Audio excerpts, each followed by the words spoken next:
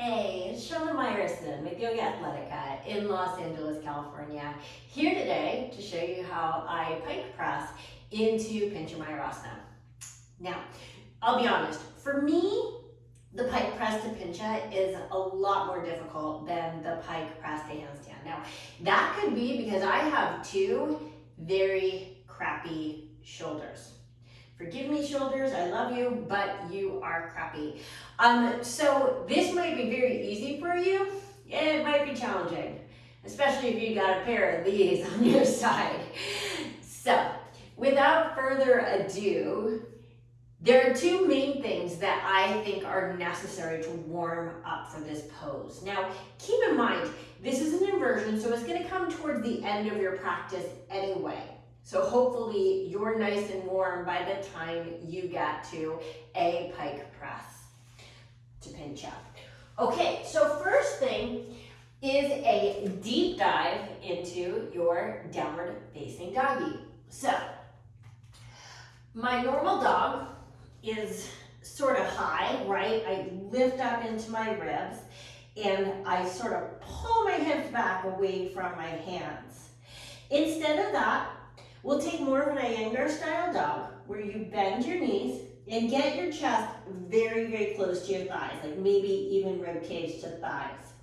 Make sure your shoulders at this point are really low to the floor because this back bending action and opening of the shoulder is integral to this press. And then from here, keeping your shoulders this low, start to press your thighs back, but make sure your shoulders don't lift when you do. Now, when you take this pose, you might be able to put your head on the floor, you might not. It doesn't really matter if you can or not. What does matter is that you have this really big opening in your thoracic spine on this one. So what I see a lot is, I tell people to do this, they bend their knees, just as I say, they get their ribs in, just as I say, they get their shoulders low, just as I say, and then they press their legs and they're right back where they started, just as I don't say. Okay, so the two elements, honestly, that are gonna nail this pike press for you are gonna be this opening in the upper thoracic and shoulders and also mass compression. So one more time on the dog. Bend knees, ribs, chest to thighs, armpits low, like you're trying to touch your forearms to the floor. Lock your shoulders in space and go down with your head as you go back with your knees. This should feel deep, deep, deep, deep, deep in your upper back and shoulders. Now, remember, there are a lot of downward facing dogs in a practice, so you could be doing this in your whole entire practice leading up to your Pincha practice. Okay, we got our deep dive to dog, now we take a deep dive to dolphin. For dolphin pose, it's a lot like a down dog, right? My arms will be parallel to each other, and if you don't know how to do a Pincha Mayurasana already, guys, make sure you watch my Pincha Mayurasana video because this assumes you already know that.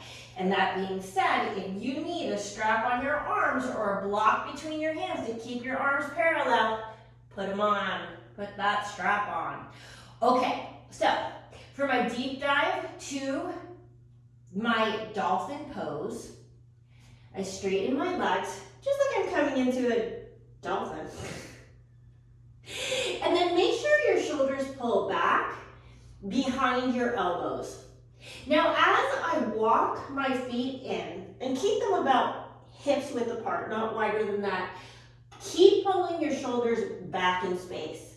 You don't want them to go past your elbows. So walking in, pulling your shoulders back in space, walking in,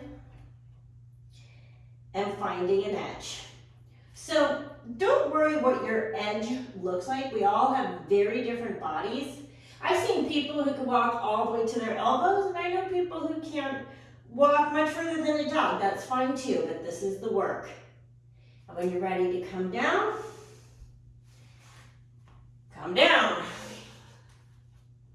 How's that for a brilliant instruction? So keep in mind, there is hardly a pose in yoga. And when I say that, I mean, I can't think of a single pose in yoga that doesn't have the shoulders in the back and down position. Okay, so when I refer to back and down, of course, when I'm upside down, that's back and up. I think back and up gets confusing because then I start thinking like this, which is what everybody's doing, right? They're sort of collapsing into their shoulders, which is the opposite of what we want to do. So make sure your shoulders are in that back and down position. So now we take the deep dog, we marry it to the deep dolphin, and we come out with a pincher press. But first, shoulders back and down, take your hands behind you, and just lengthen your arms out behind you. Just a little bit of a stretch to teach your shoulder head. They need to go back, not forward. They're gonna wanna go forward, take my word for it. So keep your chest wide open, just stretch it back. And then I always like to switch my hands, so the opposite thumb is on top. Stretch it back, chest is open.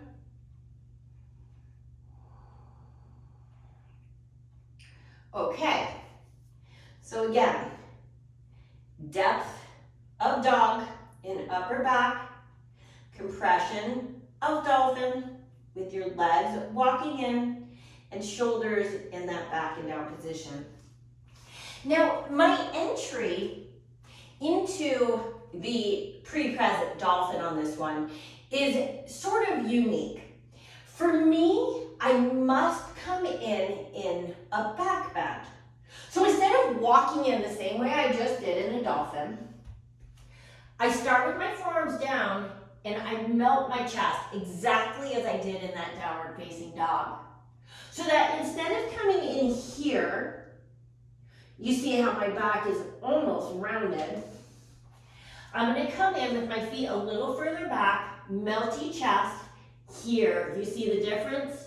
You see how similar that is to my downward facing dog that I did previously. So again, most people when they just come in, they come in here. Okay? And that's what we do when we just do a plain old dolphin with the back in minimum extension, maybe a little tiny bit of flexion. We're going to go into full extension here. So take that down dog openness, shoulders are in the back and down position, and press. So now we combine that with the how far can you walk in towards your arms without taking your shoulders past your elbows. Now, this is the part where a lot of people lose the shoulders. They start collapsing their shoulder heads down.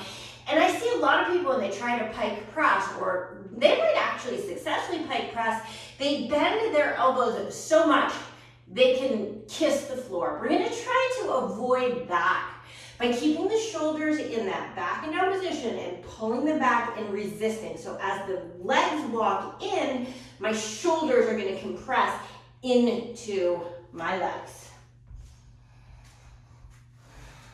So there's my back bend. I walk in and in. Okay, so now in order to get to a press, I have to be able to get my hips over my shoulders, right? So right now they're behind, so what's the first thing I'm gonna have to do is come high on my tippy toes. Why? The higher I am on my toes, the higher my hips. Okay. Now, for those of you who have watched my pike press to handstand video, you know that hips up isn't sufficient. The hips actually have to go up and sort of past the shoulders. So almost like a little 7 shape. It's butt back, legs out.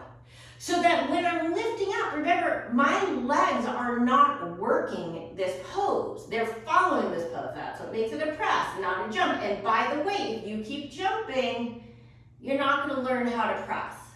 I know that it's frustrating at first. You may not get off the floor for a really long time, but the only way to learn how to press is to learn how to press. Jumping is a totally different bird. Okay. So remember, once I walk my feet in, I'm gonna have to try and get my hips up and over, which means I'm going to be pulling from my low back and pulling back from my shoulders. So if my shoulders are going this way and my hips are going this way, my legs will be pulled in the same direction. So I come into my back bend, I walk in and in. On my tippy toes, I lean forward, press into my palms, and pull my hips backwards to take my legs up into the air. Now, this action is very much what people are terming a hollow back action, meaning really, really, really press the chest.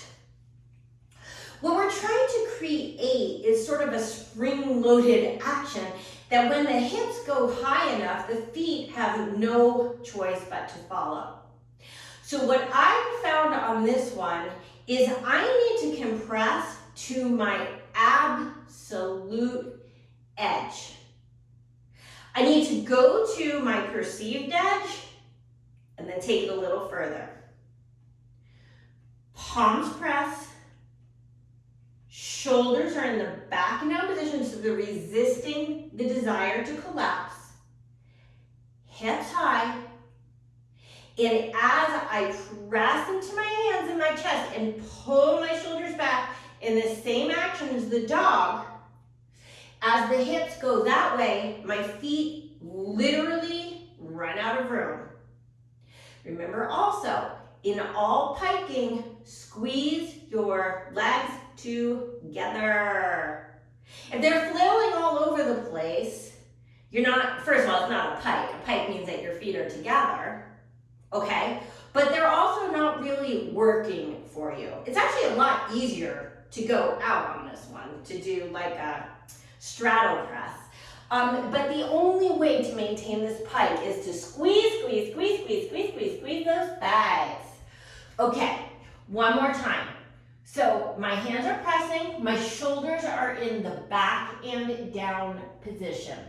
Remember that I'm going to come in, not like a normal dolphin, but in that back bendy dolphin. So my chest is back, and maintaining that, make sure you don't walk in and lose it. Maintaining that back bend, I pull the shoulders back as I walk in and in. I lean forward, forward, forward, pressing into my hands to resist the fall.